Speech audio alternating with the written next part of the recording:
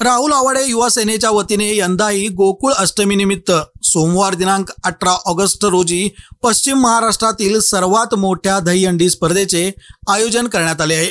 Station रोडवरील केईटीपी मैदानावर होणाऱ्या या स्पर्धेतील विजेत्याला तब्बल 3,11,000 रुपयांचे बक्षीस असणार आहे, अशी माहिती आमदार राहुल आवाडे यांनी पत्रकार परिषदेत दिली।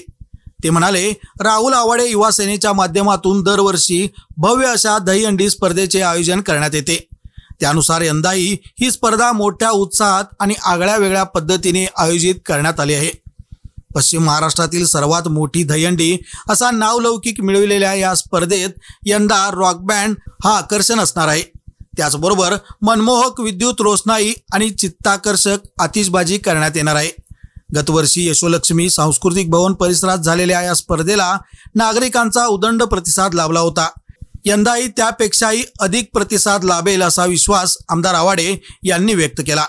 सातत्याने भरविण्यात येत असलेल्या या स्पर्धेमुळे आता इचलकरंजी शहरातही गोविंदा पथक सज्ज होऊ लागले आहेत। अशी गोविंदा पथके तयार व्हावीत यासाठी आपलेही सहकार्य असणार आहे।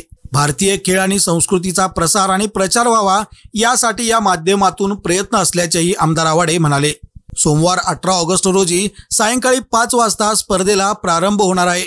यामध्ये कोल्हापूर जिल्ह्यातील 5 ते 6 संघांचा समावेश असणार आहे, तर विजेत्याला तब्बल 3.11 लाखाचे बक्षीस दिले जाणार आहे। सहभागी गोविंद पथकासाठी विमा संरक्षण व प्रत्येक खेळाडूच्या सुरक्षिततेसाठी आवश्यक त्या सर्व उपाययोजना केल्या जाणार आहेत।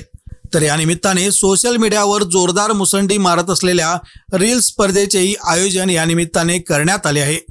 या स्पर्धेसाठी माजी मंत्री प्रकाश आवाडे, माजी आमदार सुरेश हाळवणकर यांच्यासह विविध क्षेत्रातील मान्यवरांची उपस्थिती असणार आहे। ही स्पर्धा पाहण्यासाठी तमाम नागरिकांनी उपस्थित राहावे असे आवाहन आमदार आवाडे यांनी यावेळी केले। पत्रकार परिषदेत प्रकाश दत्तवाडे, श्रीरंग खवरे, बाळासाहेब माने, शशिकांत मोहिते, नाना पाटील, राजू बोंद्रे, नितेश पवार, दीपक सुर्वे, इम्रान मकानदार, नागेश पाटील आदी उपस्थित होते।